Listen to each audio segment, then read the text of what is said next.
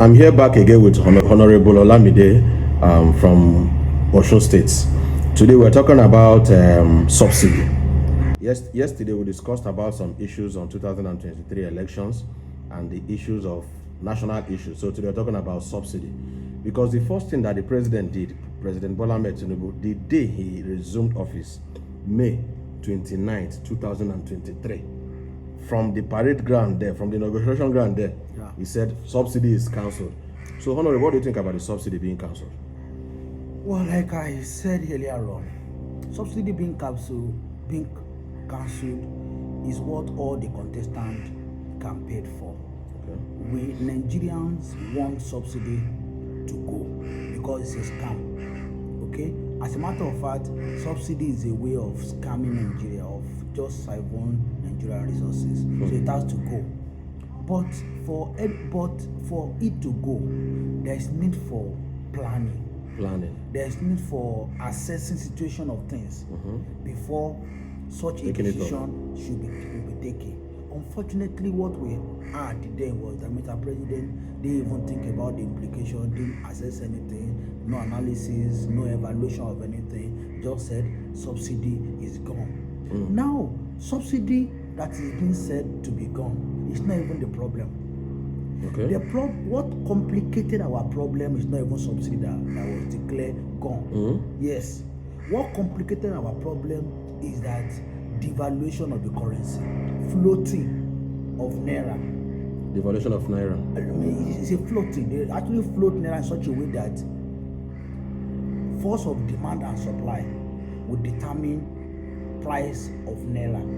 I mean, price of dollar. Okay. Now, the implication is this: before President came in, government has a way of subsidizing dollar, such that the price will not go up. They regulate dollar, let me put it that way. Okay. And that regulation goes with some kind of financial commitment. Okay, there are certain amount of money government is pumping to ensure that the dollar remain regulated, because we are not productive. We have no business using money to regulate money if we are productive. Understand? All we just need is to export, and the more export we have, the more our value we have. I mean, our currency we have value, because we depend on almost everything we consume in Nigeria. We use in Nigeria, we import them. So in a way, to ensure that the value of dollar is not skyrocketing, government has a way of regulating. That's why we have a official market and parallel market. Understand? Parallel market, which is determined by we do the change. Now, when this president came, he did two things. Subsidy is gone. Now subsidy is gone. Then floating of naira at the same time. Because naira was floated at the same time, the price of dollar skyrocketed, went up immediately. That was what caused the problem, affect subsidy. How do I mean? When before Mr. President came, Tinubu came, dollar was changing around, official rate was around 400 or thereabout. Now, before that time, it was 400. Immediately, Mr. President said subsidy is gone. Nothing has changed. That is so serious. Okay? That change became significant when naira was floated immediately. So as such, price of dollar went up. Because of price of dollar went up, it now affected fuel. So because of that, the cost of, don't forget that we are still importing. We are not refining. As at then. So because we are not refining, we are importing. Those who are importing, instead of exchanging at 400 naira, they are now exchanging at 1,900, 1,002. So invariably, that will make the price of fuel to go up. So you see the problem now. So it's not the subsidy that was taken that made the price of oil to go up. People don't understand this. Even so many learned people don't know what I'm saying. They are just shouting, and bring the price of fuel down. Bring the price of fuel down. Price of fuel cannot come down until dollar comes down. So for price of fuel to come down, government had to go back to subsidy. But that subsidy now was not pronounced. It was not announced. It was not the announced. same way subsidy was cancelled. Understand? When they went back to subsidy, it was not announced. It was not announced. They were just doing it underground to ensure that the effect on Nigerians would not be too much. As at that time, because of dollar effect, we are now paying. Why around April, May, before Mr. President came in on 29, in April, the last subsidy we paid was around 400 million, 400 to 450 million. Naira or dollars? A billion naira. Billion naira. Around 450 billion naira was the last subsidy that was paid in April 2023. So as at last year, we're still paying subsidy, and subsidy has now skyrocketed to around even 900 billion naira to 1 trillion naira. Not what caused that? Dollar caused that. So they had to cushion the effect by subsidizing it underground. So now the main problem we have now is the dollar naira exchange. That was what make it difficult. That's what make life difficult for Nigerians. Not even subsidy per se. Subsidy is not our problem. Okay, so how does it now? Right now, it's negatively affecting Nigerians. Yeah. Right now, people are buying fuel still at a high price. Yes, because of dollar. And the dollar is still at a high price. Yes, even dollar now that we are even talking about is now being regulated. So what this government has just done is what we call policy somersault. You know what we say policy somersault? Policy somersault is whereby you make a decision and the thing is counterproductive. You get it now? They took subsidy from fuel. Now eventually they ended up subsidizing fuel. They took subsidy from dollar. Eventually now they ended up subsidizing that dollar. But they have caused terrible effect on the market. So that thing cannot be reversed immediately. Right. Like Ruwani said last week, last month, was it last week or last month, that Nigeria spent $8 billion, not naira, $8 billion to regulate. So what are 1.5 that we are enjoying now? You are spending $8 billion to keep it at that price. So 1.5 that we are enjoying now, it's not because we are doing something special. It's not because we are productive. It's not because we are doing something. It's just that we are spending. We have gone back to where we started from. So this government has gone back to where they said they don't want to go. So that's the problem. And the solution, we have the solution, but unfortunately we are not ready to go in that direction. What's the solution? Solution is so simple: productivity. Start producing. We need and to export more. We need not on individual basis, but on government basis. First thing that we need to do is this: there's need for bringing cost of governance down.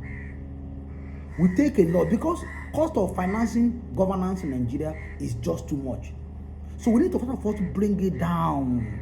When we bring the cost of governance down, we have enough money to put into what is relevant. Then the second thing is to fight corruption. Unfortunately, I'm sorry to say, pardon to Mr. President, I don't see Mr. President fighting corruption because he's surrounded by people that we see as corrupt. You get it? So it's left for the Nigerian to decide anyway. So this government cannot fight corruption as per se. So, and if we don't fight corruption, we don't have enough money to go into agriculture, to go into manufacturing. We need to go into manufacturing. We need to go into agriculture. And our agriculture needs to be boosted. Government needs to pump a lot of money. We have that. There's something we call comparative advantage. In terms of comparative advantage, we have it. We have agriculture, we have land, we have almost everything. We have manpower, we have everything. We have unemployed graduates, youth everywhere. So, what government could have just done is that get as many land as possible cleared, give youth seed, let them plant, buy from them. Okay? And also we need to fight insecurity, because insecurity in the north now is making hunger to go viral in Nigeria. The insecurity is gradually spreading. It's not just in the north any longer. So it's in virtually more than 70% of states in Nigeria. And you know what? Virtually. The funniest part is that, like I always say to people who care to listen, I don't believe there is insecurity in Nigeria. What I see is that there is lack of political will. What we have in Nigeria is not insecurity. It's a man-made crisis. Artificial insecurity. Because who are the people causing this problem? Understand? Look at what happened in Israel. Israel, they are fighting what you will call terrorists. Understand? According to the paper record everywhere. But the truth of the matter is that they were able to cope. If these are people who are more advanced in everything, the people they are fighting, they are more advanced in everything, in technology, in weapon. People who are fighting in Nigeria, what do they have? Understand? But most of these people we are fighting, they are more important. They are, in most cases, people, that politicians initiated. Politically inclined insecurity. Because many of them, look at, for instance, now, arrest any criminal now. Before you know what is happening, you will not hear anything about the case again. Because most of the people, like during election, you see people carrying gun, shooting gun, causing crisis, hijacking ballot boxes. Where are they now? After election, where are they now? Where are they gone? Those people. Where are they now? Definitely, they will be somewhere causing troubles. And when you arrest them, the Godfather will speak on their behalf. That is where insecurity is coming from. When you now have about 10,000 politicians who had created about five each thugs with guns, that is 5 times 10,000. That's about 50,000 thugs with guns and political backing. So you now have 50,000 criminals with political backing. Then what are you now saying? That's when we are talking about insecurity. And so most of these people, when they empower them and they begin to misbehave after election, that's where insecurity started from. So we are not sincere with ourselves in this country. That's our problem. Like I always say, Nigeria's citizens are not interested in development of their country. These people travel abroad. Some of us have opportunity to travel abroad. We go to places, we see what is happening over there. Why can't we bring those things home? It's okay. Can we say something about it, just briefly, before we wrap up? Something about the current minimum wage, connecting it to the current cost of living. There is no minimum wage. Okay? What we call is just, I don't even know what to... But anyway, civil servants, they allow what is happening to them. Okay? How do you explain that?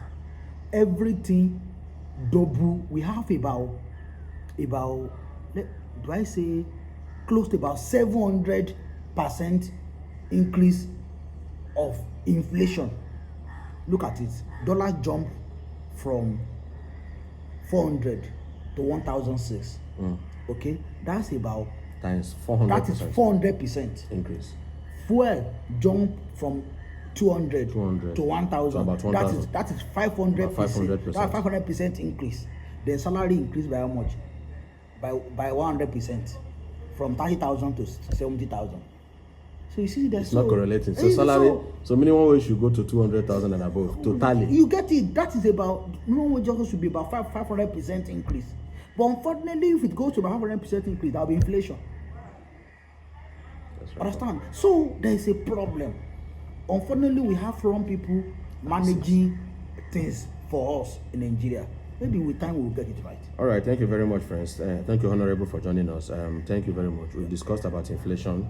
We've discussed about the current supplies of dollars, cost of living, minimum wage, and other important things. So thank you for joining us today. Thank you. We're going to be bringing more topics like this to enlighten our people and let them know, because the truth is that a lot of people don't know about this.